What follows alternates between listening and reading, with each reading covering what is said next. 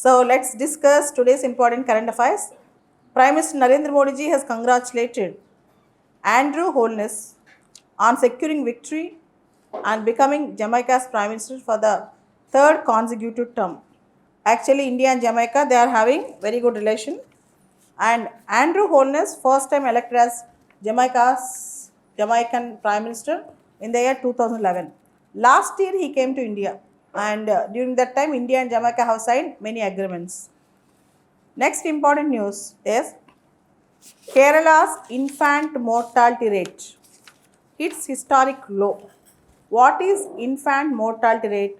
Infant mortality rate means it is defined as number of deaths of children under 1 year of age per 1000 live births. So, Kerala's infant mortality rate is completely hit all time low. So, this is very important. Kerala is very important with respect to health indices, education indices. If you see, Kerala is one of the top state in literacy. Apart from that, Kerala's infant mortality rate has reached a historic low of 5 per 1000 live births. It's only 5 per 1000 live births. It is for the first time in history that IMR of the state has dropped below that of developed countries. So this is very important. Infant mortality rate is a very key indicator of healthcare. So very key indicator of healthcare. The latest report, Sample Registration System Statistic Report, the latest SRS, Sample Registration System Statistics Report shows that Kerala has the lowest infant mortality rate of 5. It's very important. Just you have to understand Kerala lowest infant mortality rate. So it's one of the good news that is coming from Kerala. You all know in Kerala literacy rate is high, infant mortality rate is low. Kerala is now 100% digitally literate state. Kerala is the first state in India to have 100% digital literacy. That is also good news that is coming up. While good news is coming from Kerala, another news that is also trending is India's birth rates are coming down. We can observe first dip in TFR in 2 years. First dip in total fertility rate in 2 years. So, Sample Registration Survey Statistical Report. India's crude birth rate, CBR, the number of 1000 people in the population in a year, has declined 0.7 point from 19.1 in 2022 to 18.4. The country's TFR has fallen for the first time in 2 years to 1.9 in 2023. So the replacement level is ideal rate is 2.1, but right now India have TFR of 1.9. So according to Sample Registration Survey Statistical Report, India's TFR earlier it was constant, now it was declined. Now it got declined. This is the news. The report pointed out that 18 states and UTs have reported a TFR below the replacement level of 2.1. 18 states and UTs.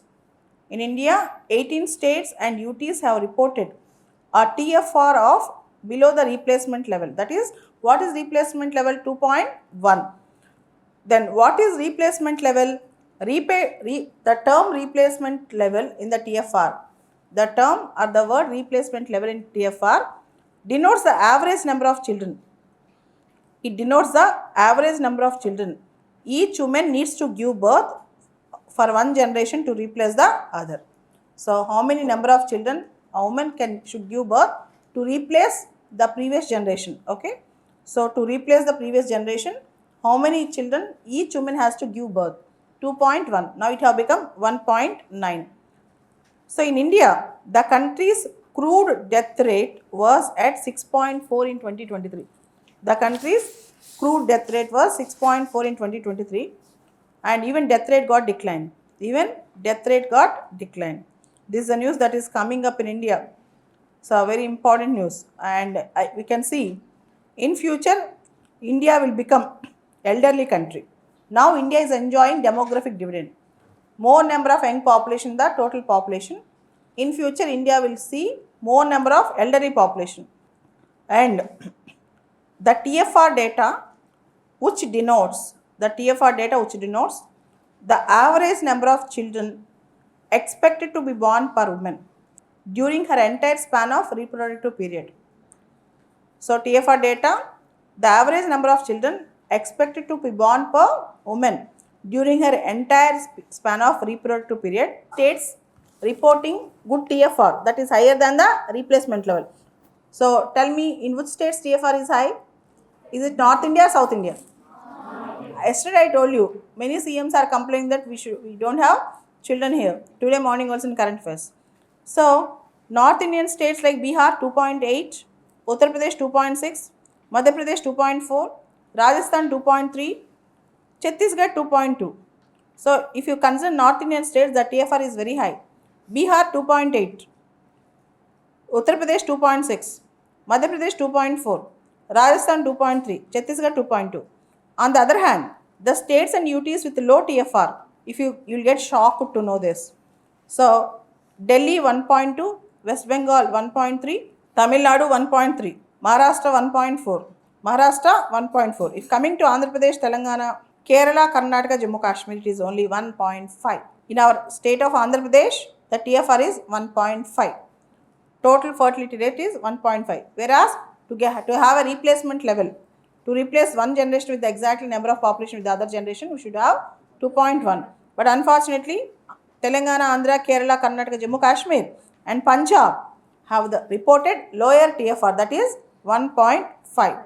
So that is the reason why our state's chief ministers are asking her to have more number of children. Okay, so that our societies will not become aged societies and will get rich dividends from human resource. In order to get rich dividends from human resource, we should have more number of children. So that's the news that is trending. And next important news is the 80th session of UN General Assembly will open on September 9th. UN was established in the year 1945, October 24th, exactly 80 years back. So now we have 80th session of UN General Assembly at New York.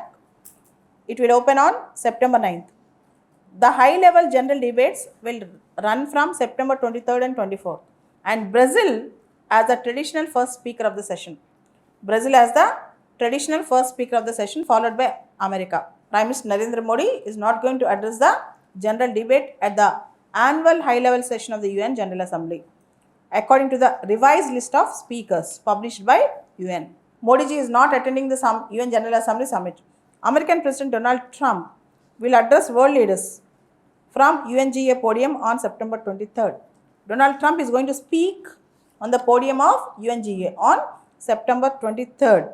And the other important news that is coming up from UN is, if you see this year is very, very high, hectic, and there are a lot of things that are going on in UN. This year marks the 30th anniversary in the UN. This year marks the 30th anniversary of the 4th World Conference on Women. And more importantly, UN Secretary General is also convening Climate Summit on September 24th. UN Secretary General Antonio Guterres is also convening Climate Summit on September 24th.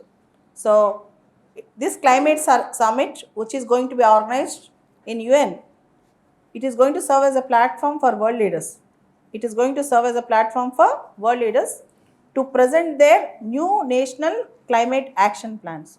And they are going to also discuss about how new clean energy era is going to be launched. So there are various things that are very important with respect to Modi ji is not attending. Prime Minister Modi is not attending the UNGA summit. Prime Minister Modi ji is not attending the UNGA summit. Next important news that is coming up, Shigeru Ishiba, the Japanese Prime Minister, is all set to resign. In fact, in July, his party lost majority in upper house in the Japanese elections. Now, Shigeru Ishiba is facing heat from his own party members. The Japanese Prime Minister, who belonged to Liberal Democratic Party in Japan, is going to resign very soon. This is going to resign very soon. That news is trending. Shigeru Ishiba is going to resign. The news is trending and coming up. The other important news that is trending, Singapore Prime Minister is in India, Mr. Lawrence Wong. Mr. Lawrence Wong is in India. India and Singapore will deepen defense technology cooperation. India and Singapore will deepen defense technology cooperation in emerging areas such as quantum computing, artificial intelligence. I'm repeating. India and Singapore will deepen defense technology cooperation in the emerging areas like quantum computing, artificial intelligence, automation, and unmanned vessels. So, India and Singapore, they are also now focusing on maritime security, particularly in security in the Indo-Pacific region, and also protecting the interests of India in Malacca Straits. Protecting the interests of India in Malacca Straits. Okay. So kindly identify the location of Malacca Strait, which is very important trading route. Coming back, if you see Hindu paper today, there's a very big article on Kachitivu Islands. Kachitivu Islands are the uninhabited islands between India and Sri Lanka. Long back, during Indira Gandhi's regime, through an arbitration, India gave away Kachitivu Islands to Sri Lanka. But sometimes Indian fishermen take rest in Kachitivu Islands and they are barren islands. No one resides there. Not even a single drop of water is available there to drink. But still, during last year Lok Sabha elections, there's an issue that was raised again by Tamil Nadu political parties with respect to the Kachitivu Islands, that Kachitivu Islands should actually belong to India. And they also said that, complained that, accused that Indira Gandhi is a major culprit, that she has given away Kachitivu Islands to Sri Lanka. People say that, argue that though they are barren, strategically they are very important for India. Though they are barren, they are useless. Strategically, Kachitivu Islands were very important to India. So this is very important news again. Kachitivu Islands. Kindly locate the map of Kachitivu Islands between India and Sri Lanka. And there is a small church there. And during a festival of the church, people will go and celebrate festival and come back. Nobody will reside in Kachitivu. Nobody will reside in Kachitivu Island. And next important news that is coming up is probe into voter fraud in Karnataka, and EC is now investigation on the issue. An investigation into a alleged attempt of disenfranchisement of voters through forged applications in Karnataka's Aland Assembly constituency has stalled with the Election Commission not sharing the data. See, actually, there are many accusations that in Karnataka, in various constituencies, not even Bihar, not only Karnataka, Maharashtra, Bihar, opposition parties are saying that there's a lot of voting fraud that went on, voter manipulation that went on, and many voters their names were removed from the voters list. All this thing. There are many complaints, and now Election Commission is investigating the issues, but still opposition parties are claiming that Election Commission is not taking strict action on that. Former Chief Justice of India, N.V. Ramana, Venkat Ramana, sir, he said that the legal process in India has itself have become the punishment in our criminal justice system. The process of administration of criminal justice in the country have become a big punishment. According to Justice Ramana, he spoke on an occasion, and in that he told we should have flexible and easier justice delivery systems. We should have flexible and easier justice delivery systems. And if you see,